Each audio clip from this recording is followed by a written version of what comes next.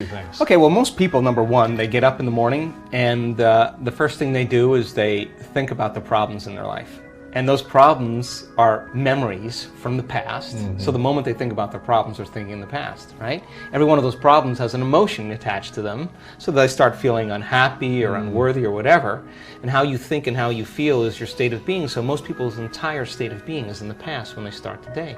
So if they're in the familiar past, they're going to live in a predictable future, right? So they get up and they check their cell phone, they check their text, their WhatsApp, their Facebook, they post something on Facebook, they tweet, they Twitter, they check the news, then they go to the bathroom, get a cup of coffee, take a shower, get dressed, check more emails, drive to work the same way, do the same thing. So they're in a program. They've actually lost their free will to the program. Wow.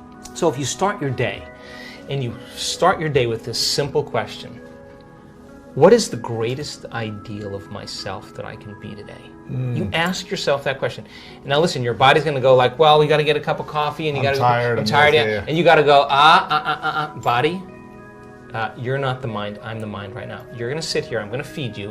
You're going to get your coffee. You're going to do all those things. But right now, this is my time. You're going to obey me, right? So now the body's no longer the mind. You're the mind. And so when it wants to get up and you become aware of it and return back to the present moment, every time you do, that's a victory. Wow. And you're changing some aspect of yourself. So then ask yourself, I do this all the time, write down 4 thoughts that you're going to stay conscious of the whole day. I can't, it's too hard. You'd be surprised the moment you become conscious of what those thoughts are, how unconscious you've been to them all day, right. For weeks on end. Write down what you speak, how you speak, 4 things you want to change, how you act.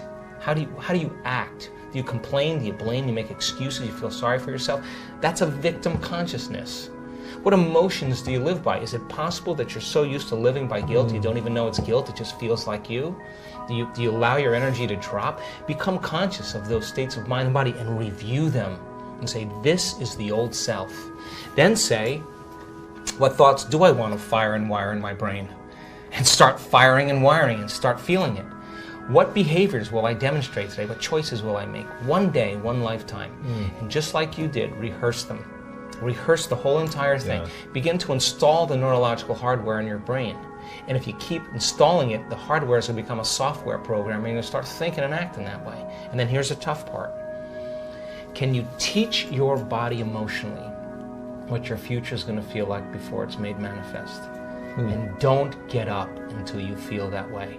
Now, practice that for a few days, and then see if you can stay in that state and watch all of a sudden all those weird doors start opening for you. Synchronicities, yeah. Whatever they are. Number 2, take a time at the end of your day, before you lay down, and give thanks for your life and feel gratitude. And really teach your body what it feels like. The emotional signature of gratitude. When gratitude means you're getting something. If I give you something that's of value, you would say thank you because you would feel it, right? So when you're receiving, you're giving thanks. So gratitude is the ultimate state of receiving. So then people only accept, believe, and surrender to the thoughts equal to their emotional state. So if you're in a state of gratitude, every thought's going to make it right down into your body.